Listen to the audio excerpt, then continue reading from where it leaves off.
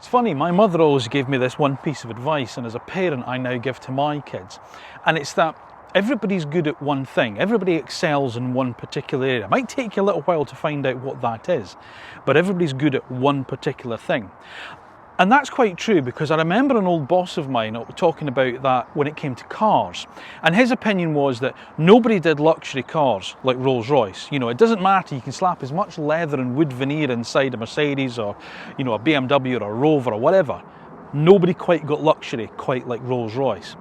Ferrari, was his opinion, was the best supercars that you could buy.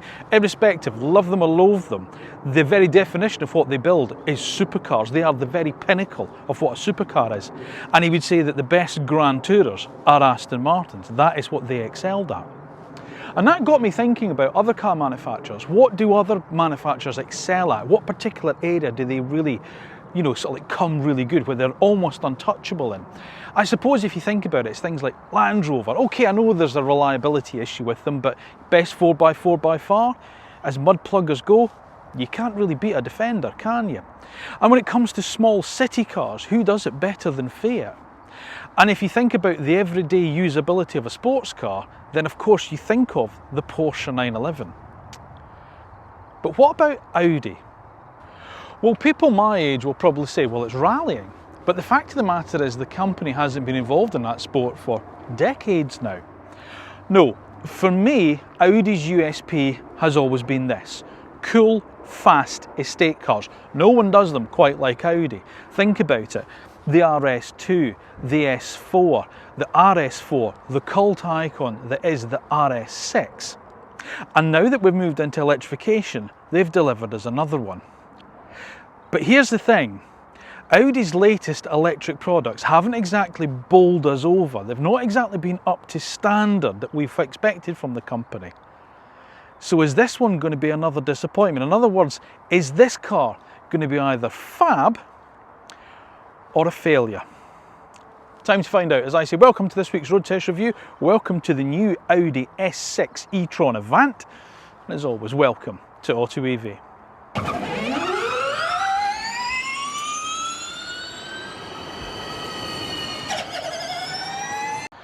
Now, before I get started on this week's road test review of Audi's latest electric offering, the S6 e-tron Avant, it is of course the time where I would ask you just to make sure you're subscribed to the AutoEV channel. It's just a wee favour, that's all we ask of you. Just go and do it now. Once you've done that, press the bell button down below, because that's the way you'll be notified when the next video is uploaded and of course it's gone live. Once you've watched it, if you enjoy it, and I sincerely hope you do, make sure you give it a thumbs up, and of course, as always, don't forget, leave us your thoughts in the comment section down below. Let me know what you think about the cars we feature on the channel, such as Audi's S6 e-tron Avant, and of course on the AutoEV channel as a whole. So Audi and fast estate cars, if you think about it, it goes way back since even before the RS2, because back in the early 1980s, Audi were really sort of like coining it in back then. You know, whilst Mercedes were giving us the sort of like, dare I suggest, quite dull, but you know, all right, sort of like medium sector 200, 300 TEs. Volvo were just designing big ugly boxes. BMW hadn't really even got into the act yet with the touring models that they would churn out later that decade. It was Audi with the 100 Avant Quattro and 200 Avant Quattro that really were delivering us that cool, fast estate car. And as I say, it was the start of something big for them, because then we saw things like the RS2 co-developed with Porsche, the S4 Avant, the RS4 Avant, and of course the cultural icon we know as the RS6 Avant.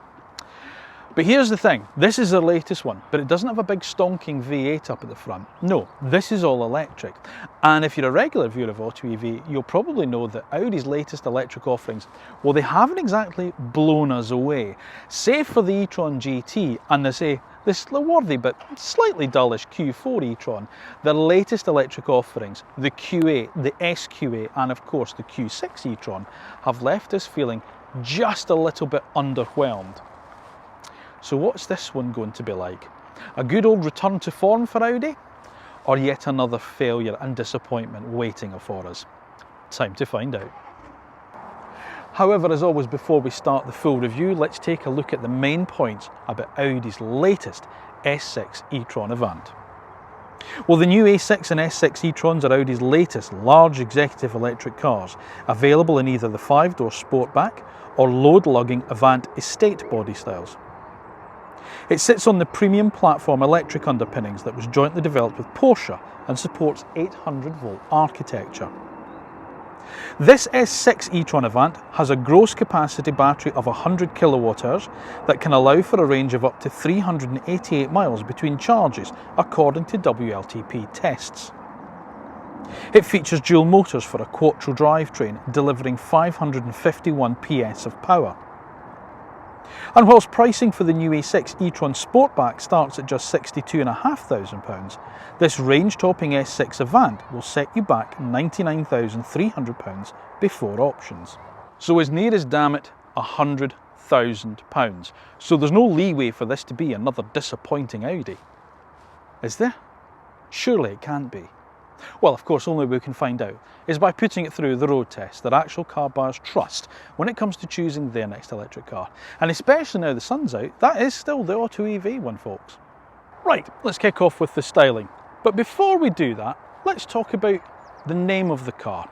You see, up until a couple of months ago, the whole idea with Audi was we were going to call our EVs by even numbers and our combustion engine cars by odd numbers. But as I say, a couple of months ago they went, we think that's confusing to customers, so we're now going to call them all the same. So you can buy an A6, which is a combustion engine car, but it's obviously not on the same platform. In other words, this PPE platform is not multi-energy. So it's not like BMW do with the 5 Series, where you've got the 5 and then the i5, which look the same. There's an element of styling that is obviously shared, of course, with the new A6 that's just been launched this week, but it's not the same car just with an electric drivetrain. They are two separate cars, but they're called A6. I'm not sure what was more confusing, Audi, but I'll leave that up to you. You probably know best. Right, aerodynamics. I want to talk a little bit about that because this is Audi's most aerodynamic car. And in an introduction there, I mentioned the fact that the 100 that came out in the early 1980s with the Quattro Avant then, well, the standard 100 saloon, they used to put the CD factor on the back window because they were so proud of it. I mean, it was, for the time, it was unbelievably low. You know, it was a 0.3 CD and it used to say it in the back window. The Sportback with the sort of the single motor car with obviously the smallest wheels is the most aerodynamically efficient car that Audi have produced with a CD factor of 0.21. This Avant model takes that up to 0.24, hardly a brick. You know, so aero work is really important and that helps with its efficiency, and you'll see a lot of different bits of airflow management around the front of the car, you know, and down the side of it and things like that, so they've paid close attention to that. But the front of the car, let's just concentrate on that, and in some respects we've got a little bit of the same issue that we have with the Q6 e-tron. In other words, depending on the spec, it will really highlight this big sort of like grille that's not a grille, this trapezoidal sort of like face of what is Audi. But it's not quite as bad as in the Q6 because it's a much lower front in the car, because obviously it's a car, not a big SUV. So it's not quite as bad. When I first saw it, I thought, oh no, I don't know if I like that or not, especially in this white. But the more time I've spent with this car, the more time I've been walking up to it on the driveway, you know, or in a car park or whatever, the more I'm thinking, actually I really quite like this, and I quite like it in the white.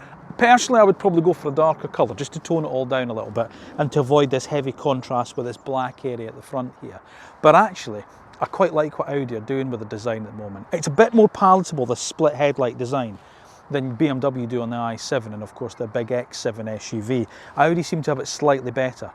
And of course, because you've got your thin DRLs and turn indicators there, and that's actually your headlight units there. Now, the huge amount of technology has gone into the lights of this car. At the front, more so the rear in fairness, but at the front there is 12 dimmable elements to these headlights. That means sort of the matrix LEDs as you're coming towards somebody that then alter the pattern. So if you're leaving it on main beam, you're not dazzling people. And I was out driving the car last night at night and it works amazingly well. It really does. And it throws a great amount of light down the road. So I really do like the lights. I think they've done very, very well with that. Now, as I say, of course, you've got this big sort of grille area here, and if you look at the new A6, the combustion engine one, this is all a big open area here, but obviously it's closed off on the e-tron. You know, there's no open element here. There's a tiny little bit of cooling down at the bottom there. It's not a vent. I thought it was for a second. That's not a vent. All the cooling's done down at the bottom of the e-tron because obviously the battery pack's in a skateboard style on the bottom of the sort of like the platform. Your tech there, so you've got your sensor for your radar guided cruise control, and things like that. A lovely little neat front mounted camera just below the four Audi rings there. But it's quite mean. I'm not sure about all this black plastic. That's the only thing. As I say, BMW do it on some of their cars. I'm kind of getting used to it though on this, and I do quite like it. I don't think I'd have it in say like a red or something, but certainly like a dark grey or a dark blue or a black. I think this would look quite mean.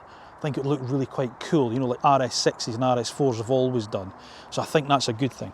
As you see, it's some nice airflow management there. Obviously it takes the air around there and down the side of the car as well. And there's some nice sculpturing in the bonnet. It's very similar, I think, in the bonnet sculpturing to the e-tron GT.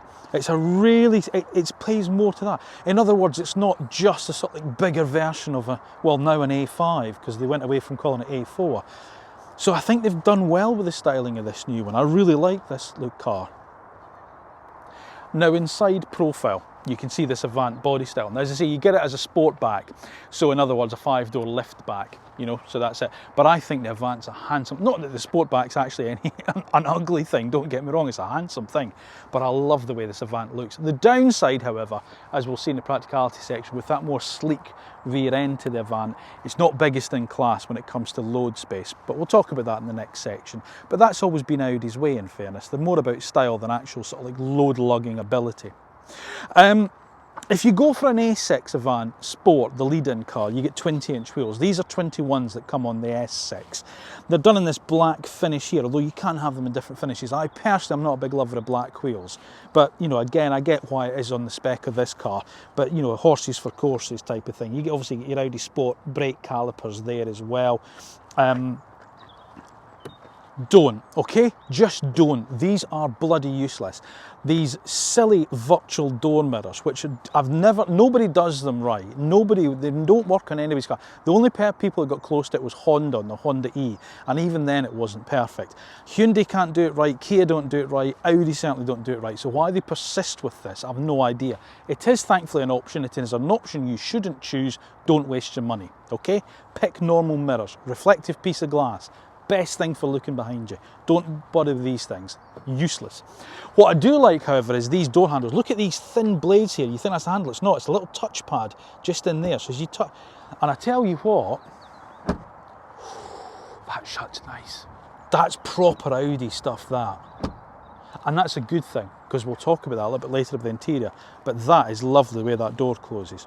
Again, you get the little Audi nomenclature on the door, although oddly this has got A6 Avant e-tron on it, not S6. Don't know why, but there we go. But yeah, I like those door handles. And of course at the bottom there, you've got this black section here with the e-tron embossed in it. And I think they're supposed to show that's where sort of the battery pack is. That's designed to evoke that sort of style. Yeah, okay, fair enough. But there we go. That is nice. I do like that. The only thing I don't like is this charging flap here. Now, it's electric again, and it takes forever. But not just that. That's not the only thing that really annoys me about it. It's how close it is to this window here. That really annoys my OCD. And it feels huge, that flap. That shouldn't be that big. I don't know why it is that big, but in fairness, as I say, on the Sportback, it's slightly different. It's because it's a different panel at the back here. But yeah, why is it electric, Audi? Why do we need that? We don't. Just do a normal opening flap and it'll be fine. Other than that, handsome, isn't it? Now, around the back, big talking point is this OLED light bar that runs across the full width of the car. Because in it has various different elements as well.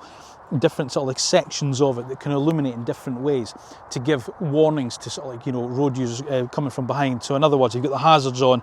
I think it also flashes little sort of like you know, elements of hazard warnings in the light bar. That's quite good. I quite like that, Audi. Well done. It's a really nice little safety feature, that. And again, it shows your sort of like progress in the lighting area, because you have really good lights at the front, so there's no difference to the ones at the back. That is a good talking point. Also as well, you get the illuminated 4 rings at the back as well, which I do quite like. You know, at night, as I say, the car's got a real distinctive light signature from the rear. I like that. High mounted brake light up in there, very discreetly under that spoiler. Obviously a rear wiper, which is good. Get your S6 badge there. You've also got reversing camera tucked under there with a washer nozzle. and obviously your boot release handle is down there, and of course you get your parking sensors, and then it's gloss black diffuser area.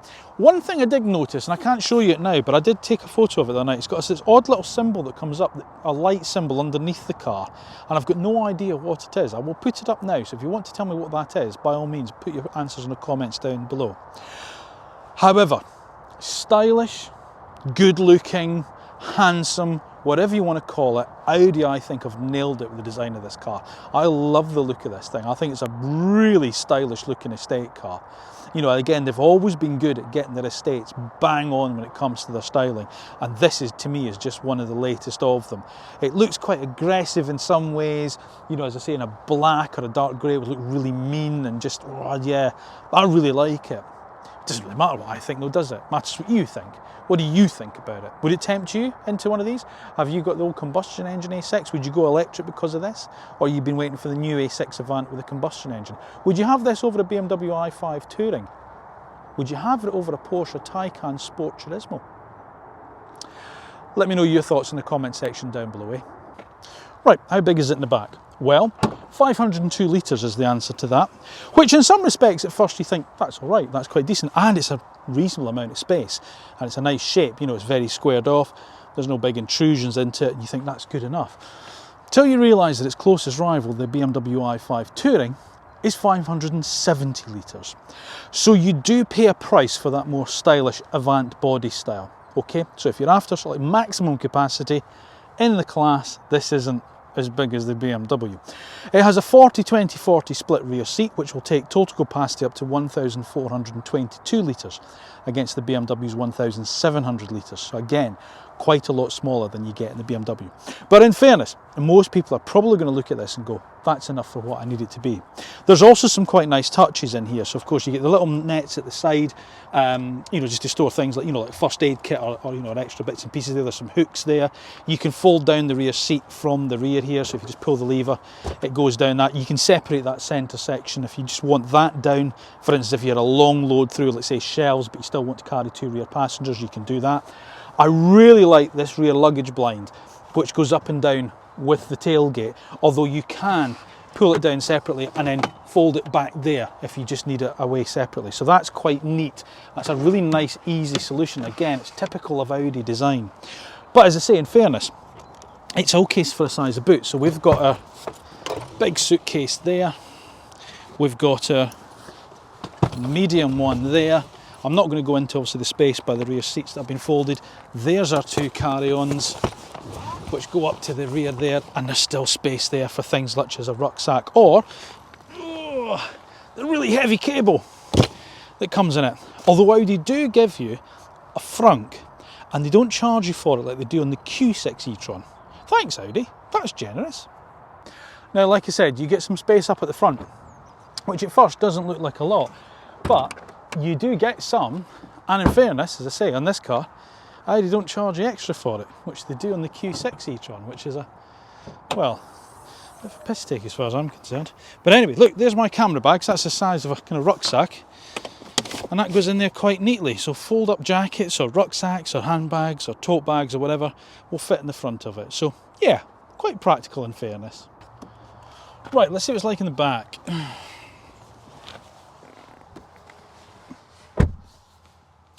Absolutely fine. This is decent. Actually, that's my driving position. I'm 5'8", so I've got good leg room. You do feel that your feet are being pushed up a little bit. Just a little bit, okay? Just a little bit. There's just that element of that sort of angle there that you can just see there, okay? But once you start to lounge a bit, you'll probably be all right. So I can't really complain too much. There is pretty much a flat floor. There's a little bit of a hump there, but not much. And you've got face vents, and you've got heated rear seats on this particular model and climate control.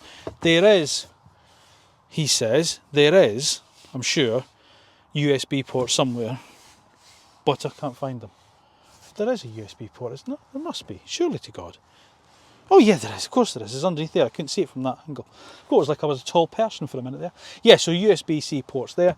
Door bins, mat pockets and luggage nets, you know, they're fine. And then you've got the fold down armrest with 2 cup holders. As I say, that section there is your 20% section that folds down if you want to have 2 rear passengers with a load through. So that's good. Audi, typical. Isofix points, neatly covered. The covers, they don't even pop off, they just slide up. Really neat, nice, well done Audi, I like that. There's good headroom for me, as I say, at 5'8", that's fine. This car doesn't have the optional panoramic sunroof, however, and it has one of those glass sunroofs where you can alternate it between opaque and clear in different sections as well, so you can option that up. So that might encroach into headroom a tiny bit if you're taller, but in fairness, it's fine for me. It does feel a little bit claustrophobic in the back, but a lot of that will be down to the dark interior. Dark headlining, dark leather, you know, that type of thing. But in fairness, in terms of accommodation, again, the i5 is bigger, but if you're comparing it to, say, like the Taycan Sport Turismo, which is still a, you know, a commodious car, then the Audi is better. So yeah, so it's good room back here as a family estate car. Right, so this is the second time we've seen Audi's new interior. We saw it in the Q6 e-tron, and it's here obviously on the A6 and the S6 e-tron. Second time I've started. So let me just, if you haven't watched my Q6 versus Genesis GV70 video, let me just quickly recap on what I said there. For ages I've been going on about Audis. They've not really changed it. The interiors are great, they work really, really well. They haven't really changed the design of them for years, however, and now they have changed it. I felt I was being a bit harsh with saying I don't really like it. I tell you what it is, now that I've been using it, I tell you what I don't like. It just feels quite big, especially here in a saloon car. You know, this just seems really tall. This panoramic MMI, as they call it, it just seems really, it leaves like a big cliff face on the dashboard. So, and you see it's designed to sort of mimic the shape of the grille. That's the whole idea of it. But it just feels really big. That's all. Now that's a good thing in some respects because it's nice and clear, it's very easy, you know, they're not small icons, you get nice big clear icons because it's all touchscreen now, okay, there's no physical buttons down here and stuff like that, it's all controlled through here. So I've got to be careful, as I say, I do like the fact they've changed it, I do like the fact that it is as clear and as crisp and, you know, easy in some respects to use as Audis always have been. That has to be applauded, but obviously from the point of view of just aesthetics, I'm not quite sure they got it right, but it might just be me, okay?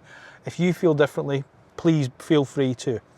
However, what I will say is this, the dashboard in front of me here, the driver's binnacle here, sorry, let me just, yeah, that's it. What I will say is, this is lost. Should you be able to roll to get out? Should you be able to roll? No, not getting out. This isn't as configurable as it used to be. You can't put the big map up in here like you used to be able to. So you've now got three distinct areas. You've got one over on the driver's left, which you can have as a trip meter. You can have it as lap times for some reason. Don't quite know why we need lap times. And statistics, date and time, consumption, you know, so there's not quite the same amount of configuration that you used to be able to get. And then over this side you can either have your media, your navigation, so if you go okay over here and then it's just the navigation side of things there, or your media control. That's it. This centre bit here always stays the same. Well, I say it stays the same. You can have it so that it's a, you know, a slightly bigger circular bit with the sort of like the what do you call it, the ADAS systems on display. Or you can minimise it all so there's not that anything there. It's just not quite as configurable as it used to be, but it's still clear, it's still very easy to read. You still get a head-up display on certain models or as an option on others, you know, which is good and clear. I like that, so that has to be commended. But yeah, it's just, it's not a backward step. It's just, as I say, they have changed it, and I have been going at them for years about they should be changing it. They have done, but I just don't feel it's changed for the better. Okay. You may feel differently if you use it, and you're well entitled to do that. That's fine. Right, so then you have this area here. So this is Audi's new infotainment system. It's an Android automotive operating system. You can go into the Audi application store. You can download different apps for it in here. So things such as YouTube, weather apps. I'm sure there'll be different entertainment apps, you know, and navigation things that you can add in. So in other words, you don't need to use your smartphone connection, even if you want to do that. So this is this area here. It's still typical Audi. As I say, you know, when you look at it, you know, the icons are very crisp and clear. They're very, and as I say, they're nice and big. They're, you know, you don't hit one by mistake. you know, it's just nice and easy to, you know, to sort of get to. Oh, hang on, what did I do wrong there? You know, car, you know, there. And it comes up and you can get more in-depth menus and such like there. You can have a digital key with it now, so obviously you can share, you know, your key with other, you know, with your phones and stuff. There's going to be ChatGPT comes into it as well. There's going to be more over-there updates, you know, to upgrade it, you know, at a later date. You can go into things such as your driver assistance systems here. I'm going to talk about that in a wee second. And then, you know, there's little shortcut buttons down here. So there's your full screen there, you know, your full icons. You just want to go to nav, you press the nav button. You just want to go to your charging, you just go to that there. You just want to go to your phone setup, you go to that there. So you see what I mean? It's quite simple. It's typical Audi, really clear, really easy to use. What does that do? Oh yeah, you can use your voice activation as well. So you can swipe between different screens.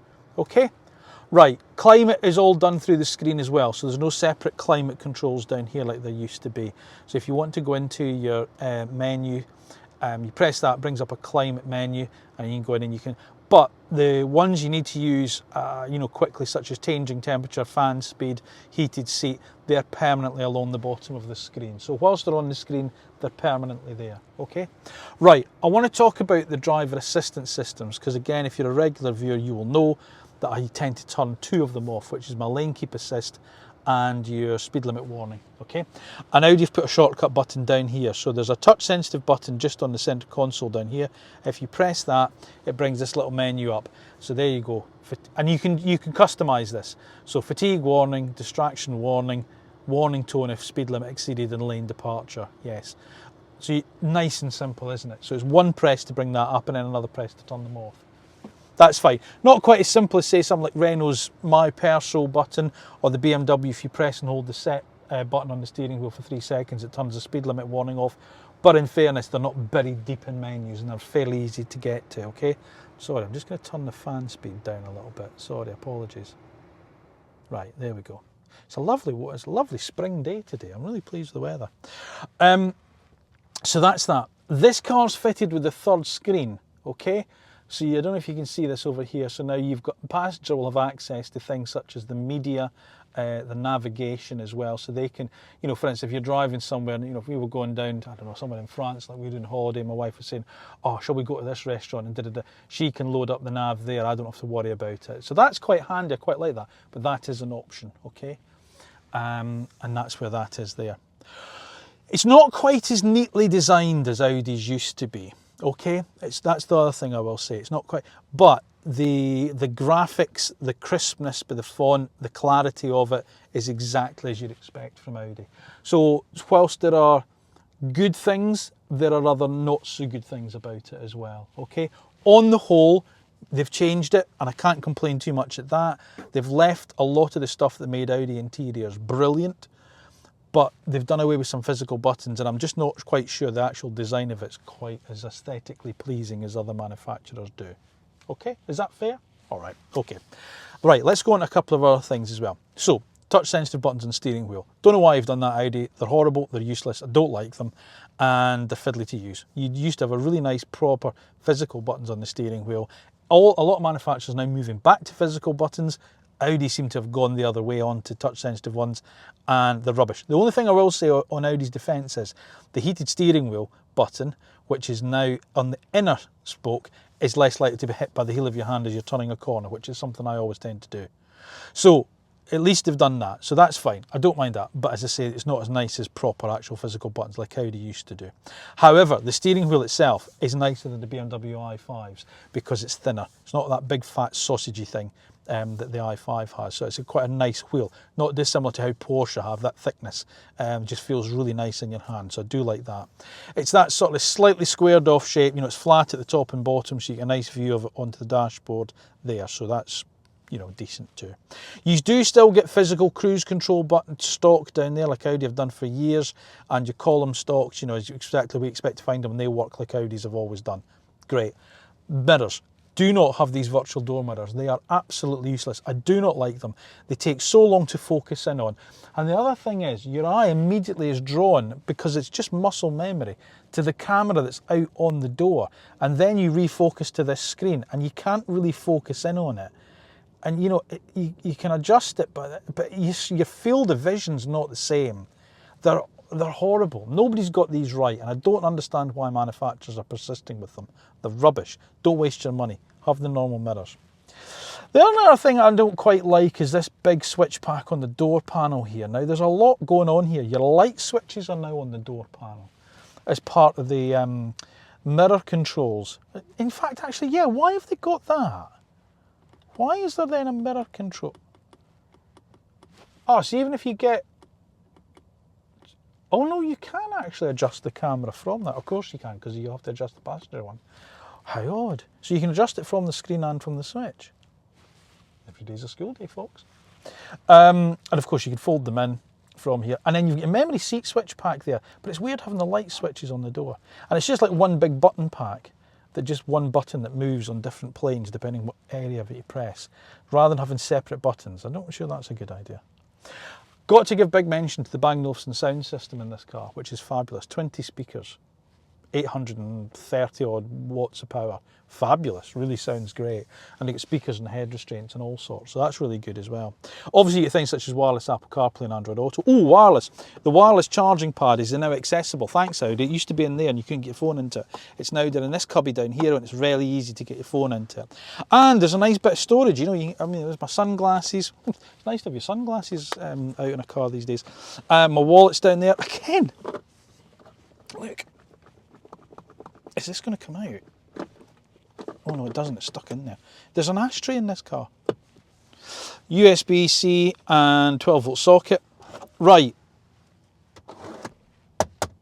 Like the Q6, it's got this silly piano, and it's got piano black. And that's the bit that feels really cheap. Now I'm going to talk about this in a second, but I just want to talk about piano black. Piano black is something that I remember came out in 2007 in Aston Martin when I was selling Astons. And I sold an awful lot of it to people with, you know, that were buying DB9s and V8 Vantages back then. If you are one of those people I sold it to, I'm really, really sorry. I wish I'd just told you to keep the wood, because that is much nicer. This stuff's horrible. It's just dusty and gets scratched and covered in fingerprints. It's just not nice. And I think it looks cheap now. I've got to be honest, I think it looks cheap. And this bit here, this rattly cover, this is the thing. Now, what I will say is the quality of this car seems to be better than I had in the Q6. There's no real rattles from it, other than this being slightly rattly. But some of the materials don't feel as they used to with Audi. You know, there's slightly sharp edges on this cup holder bit there. Now, the A6 may be different to this S6, because this S6 gets the Alcantara on the dashboard like it gets in the seats. So if this is a plastic bit here in the A6, that might feel slightly different. And there is a little plastic moulding on the door, and the handles on the inside don't feel as sturdy and good as they used to in Audis. So it's not as bad as the Q6 e-tron I had, but I wonder if this is because it's an S6. I do like the Alcantara. It's on the armrest here. It's in the middle of the seats. It's across the dash. It goes into the doors. I do like that. That's nice. Again, it's quite dark. That's the only downside. But yeah, this piano black's horrible. I don't like it at all.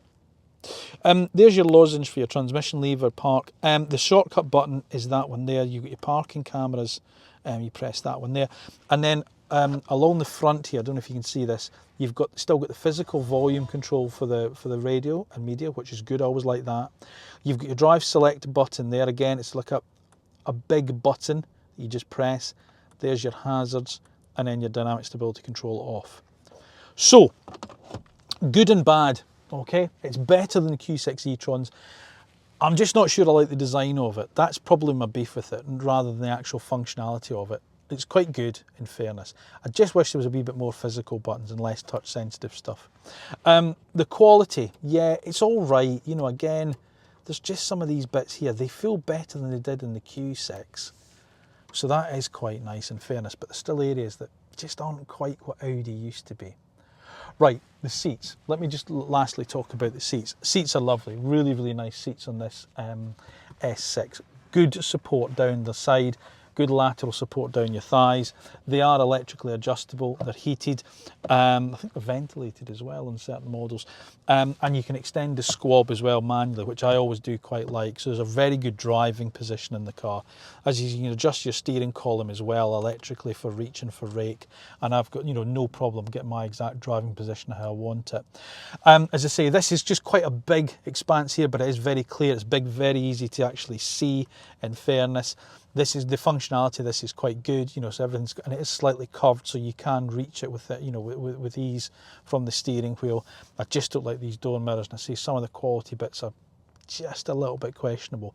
But in fairness, it's a much better interior than the Q6 e-tron, although I have to say, personally, I prefer the i5 from BMW with its big display. Even Porsche, the Taycan, you know, it's a slightly better interior. But well done for changing it Audi, and well done for keeping the bits that you're very, very good at, which is the crisp clarity of the functions. So yeah, not bad. Now, you don't have to go for the S6 if you want one of these cars. You can get an A6, you know, and it comes with a smaller battery. You can get it with a usable capacity battery, or you know, in the lead-in car, a 75.8 kilowatt hours. But we're testing the S6, so that's the car we're going to talk about. Okay, so this has a gross capacity of 100 kilowatt hours, this battery, which is a usable capacity of 94.9 kilowatt hours. Good size of battery for the car. And on this S6, it will do 388 miles on a single charge, according to WLTP figures. Now that's for the Avant model. If you go for the Sportback, because it's slightly slippier, that will eke that up to 405 miles. So if you don't need the estate model and you want more miles, go for the Sportback. Okay, 800 volt architecture, good. That's what this PPE platform is all about. Quick charging speeds, 270 kilowatts, which means a 10 to 80% charge will take just 21 minutes. That's brilliant. That's fantastic. Really, really good news, I think. That's, to me, that's the real key when you're looking at cars, is how fast they charge. Because if you are going on a journey, you don't want to be stopped for too long. That's the figure you should be looking at. So 21 minutes to do the 10 to 80% charge from an ultra rapid charger. Excellent. You do get the onboard 11 kilowatt charging facility as standard. However, if you've got a more likely 7 kilowatt wall box like I've got, then you'll be looking at a full charge from empty to full in 15 hours, 15 minutes. Big old battery to fill up, remember. And there's no vehicle to load on this, which I do find quite strange, you know, considering this 800 volt architecture, but there you go. Now this car produces 550 PS, which means that it's, well, quite quick, in fairness. If you use launch control, this thing will scamper past 60 miles an hour from rest in just 3.9 seconds. This is a fast car, okay? Now, let me just quantify in some respects how it feels when you accelerate in this car in comparison, dare I suggest, with the BMW i5 M60, which is the closest rival you'll get for this car in that sense. The BMW's acceleration feels bombastic. In other words, when you push down on the accelerator throttle, it's an eruption of power and it just slings you forward. What you have in the Audi, however, the word I would use to describe it is relentless. In the BMW, your Labrador will be splatted against the rear window. In the Audi, it will be pinned there, and it will remain pinned there as you accelerate. It just feels like this car will not stop accelerating all the way till it hits to 149 miles an hour, which it's limited at. It is just relentless the way this thing gathers speed. And for me, that is just part and parcel of what this car is about. Now, the only thing I will say about this is, in terms of if you are an enthusiastic driver and you like to slice off those apexes, just, you know, eking millimeters into, like, closer into every apex as you go around that twisty road, this is probably not your car. In other words, the Porsche Taycan Sport Turismo, is a bit more sharp. It's a bit of a sharper driver's tool. It's a scalpel. The BMW's a sledgehammer.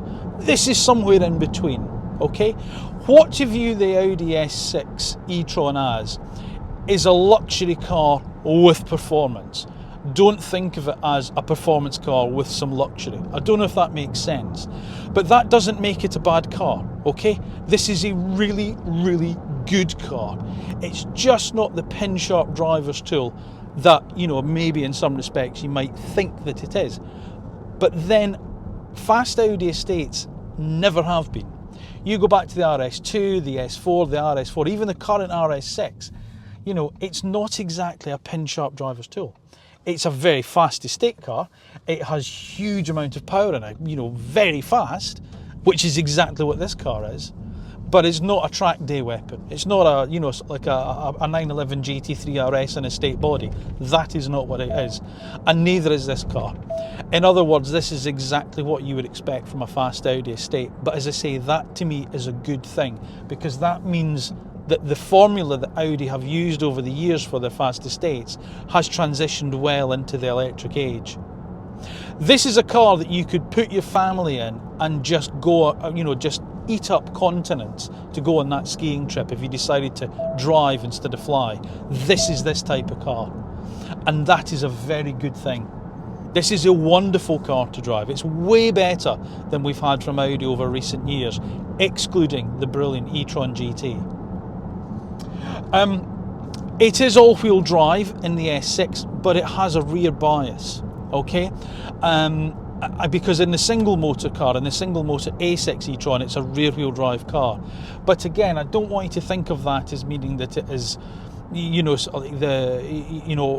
tail slides and all that kind of thing. It's not like that. It's just that what you can feel is as you power out of a corner, the grip is phenomenal, you know, and it would just it just digs in at the back as it just, you know, pushes you out to the bend. And then because you've got all-wheel drive in this car, the adhesion that it has is huge. Put it this way, your body will succumb to lateral forces before this thing loses grip. It's a phenomenal point-to-point car, as long as the roads are, dare I suggest, probably a little bit more open and the bends are a little bit more sweeping rather than tight. Because, you know, at some stage you do start to feel its weight. It does start to just, the weight factor does creep into the car, and it's not flighty between bends. But please don't take that as me saying that this is a bad car, because it's not. It is a phenomenally good car. One of Audi's best in recent efforts, as I say. Now, the steering. The steering's a tiny little bit vague. That's what I mean. That's why it's not quite as sharp as the Taycan. You know, there's just a little bit of deadness on the dead ahead, which again is a familiar Audi trait. Sorry, I should actually have turned those driver aids off. Let me just... See, I like this. This is quite cool. So you just turn them all off from here. Distraction warning, warning tone if speed exceeded. Better turn that off. Lane keep assist. There we go. Job done. Right. So the steering's a tiny little bit vague. Now, you do get standard air suspension with the S6, okay? So if you go into the different drive modes down here, you get drive select, and if I go into dynamic mode now, so it firms everything up. It firms it up, and you can feel that it's firmer, but it's not uncomfortable, okay? So it doesn't start becoming bone-shakingly hard. It's just, as I say, that the body roll isn't quite as pronounced as when it's in the standard mode, and that's what I mean. You will actually move around in the seat rather than the car will actually lose grip. So going into the dynamic mode does not make this an uncomfortable car. It actually makes it quite a decent point-to-point, you know, weapon almost. And as I say, that acceleration is just, it's addictive in the sense, as I say, it just feels relentless. It's like a tidal wave of acceleration that just pushes the car forward and just doesn't seem like it's going to stop. It's phenomenally good. Oh, let me just go through this width restriction. Remembering, of course, I now have a camera stuck to the outside of the car. That'd be fun, wouldn't it? Now, let me just also talk about the brakes, because you've got two levels of recuperation on the brakes, and it will coast in the normal mode, which is ideally what you want, because then it's slightly more efficient. Because if you come off the accelerator, you want the car to coast. So again, you know, on those more open roads, it's just got that ability to coast a bit more. So you're not having to fight against the brakes, so like trying to slow the car down if you come off the accelerator. But then obviously you can go into have a more aggressive type of recuperation if you want. Whereas if we come to the end of the road here,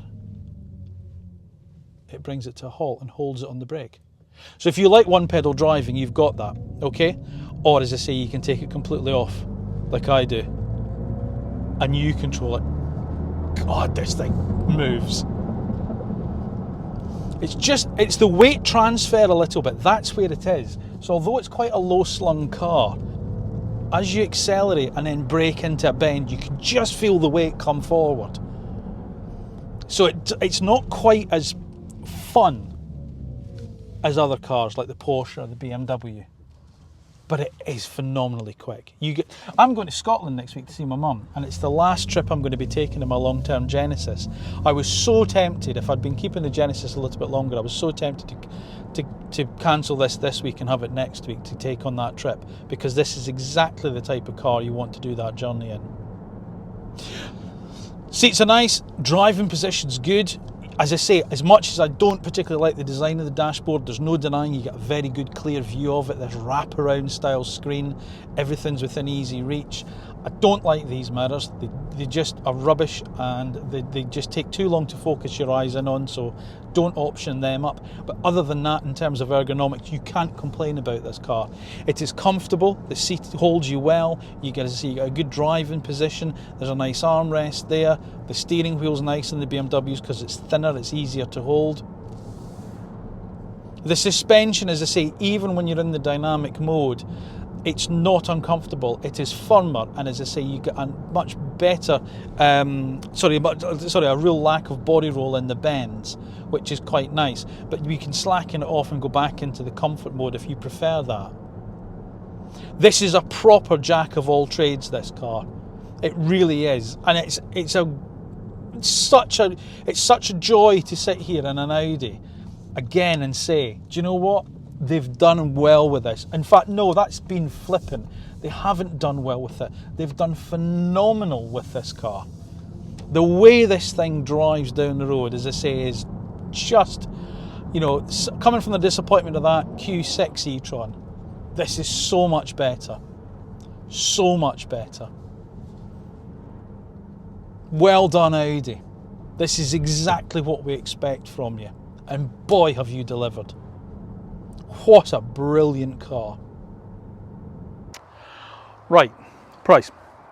Now you can get into an A6 e-tron Avant from just over £64,000 if you plump for that single motor entry-level car. But like I said in the usability section, if we're reviewing the S6, let's just discuss that, okay? But just so you know, if you're not interested in the S6, you can get this model with less power, less bigger battery for £64,000. Okay, right. However, S6. Now, here's an interesting thing. So I looked at Audi's price list, and it says the S6 Avant starts from £99,300. Okay, a lot of money. However, it's a bit confusing because then Audi sent me the spec sheet for this car that I've got here, which is a launch edition car, and that listed at £95,805. That's quite a big difference, £4,000, and this has got quite a bit of spec on it. So just be careful of that. I'm not sure if there's been a figure that's wrong there at some point. But either way, let's be honest, by the time you've added some options onto this car, you're talking of six figures. You're looking at over £100,000 for this car, which is a lot of money. But in fairness, as we're about to discuss, the competition isn't exactly inexpensive. The downside, however, with Audi, you still only get a 3-year warranty as standard. Should be better, I think, Audi. Come on. Right, the competition. Well, look, as I've said, the big competitor for this car is obviously BMW's i5 Touring.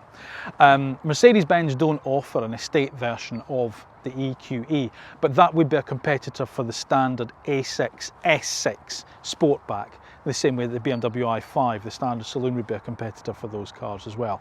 So in fairness, there is a competitor from Mercedes-Benz if you're looking at the standard Sportback body style, and that's of course the EQE. And if it's an S6 Sportback you're looking at, then of course there's AMG versions of those cars. Okay, so there you go. If, however, we're still looking at the estate car, the Avant, then the only other real competitor you've got to consider is Porsche with the Taycan, because of course you can have that Sport Turismo or Cross Turismo if you want the four-wheel drive side of things, like you've got with the Audi, a bit more off-road ability. But those are two cars that need to maybe be considered as well, the Taycan, Sport Turismo and Cross Turismo, if you're looking at this. And another little thing, if you're thinking of the A6 Avant, in other words, not the S6, the lead-in car, at that £64,000, then you are possibly also going to maybe consider something like the Volkswagen ID7 Tourer, and maybe all-wheel drive GTX form. So that's a consideration for you as well. So here's what we like, and also what we don't like about the new Audi S6 e-tron Avant. Well, we like its design, its practicality, its performance, its up-to-date and modern electrical architecture, and to drive it feels like a car deserving of the Audi badge. We don't like, well, as much as we've just said that, we do also concede that it's not as sharp to drive as the BMW i5 or the Porsche Taycan for the enthusiast. The BMW i5 Touring is undoubtedly more spacious. There are still some areas of the interior quality that's not as good as an Audi should be, and in fairness, like all other cars in this class, it's not exactly inexpensive. Let me get right to the point here. The new Audi S6 e-tron Avant is not a disappointment. In fact, this is exactly the type of car that Audi excels at building. But more than that, more importantly than that, it shows us that they've managed to do it transitioning from combustion engine into EV, because the S6 e-tron Avant is yet another fast, stylish and easy to live with Audi estate that they've always been renowned for. No, it's not a sharper driver's tool as a Porsche Taycan Sport Turismo, and dare I suggest the BMW i5 Touring is better at being an estate car. But that shouldn't detract from what this car is, and that is simply this: Audi's best electric car since the e-tron GT. Finally, Audi have delivered. Thank you for watching another road test review on AutoEV. As always, please make sure that you are subscribed to the AutoEV channel, and then once you've done that, make sure you've then pressed the little bell button down below, because that's the way you'll be notified when the next video is uploaded and it's gone live. If you have enjoyed this week's review, and I hope you have, make sure you give it a little thumbs up, and of course, as always, don't forget, leave us your thoughts down in the comment section down below. Let me know what you think about Audi's S6 e-tron Avant. Does it tickle your pickle? Would you rather have this than a Porsche Taycan Sport Turismo or a BMW i5 Touring? Let me know your thoughts down below. Now remember, we're across on all social media platforms as well, so Facebook, X, LinkedIn, TikTok, Instagram, we're there as well, so if you want to give us a follow there, that would be appreciated. And if you're in the marketplace for an electric car, it might not be a new Audi S6 e-tron Avant, maybe you're thinking about one of the original Audi e-trons, but you need to know a bit more about it. You need to know what that car is actually like, and dare I suggest what we thought about it. How do you find out? Well, stay on the AutoEV homepage on the YouTube channel, and just at the top there's a little magnifying glass. If you type the name of the car that you're interested in buying in that space, then if it's been a new electric car in the UK in the last 5 or 6 years, then of course we've subjected it to the road test that actual car buyers trust when it comes to delivering verdicts on their next electric vehicle. And that, folks, is the AutoEV one. All that remains for me to say is thank you once again for watching. Thank you for continuing to support the channel. I'll see you again soon.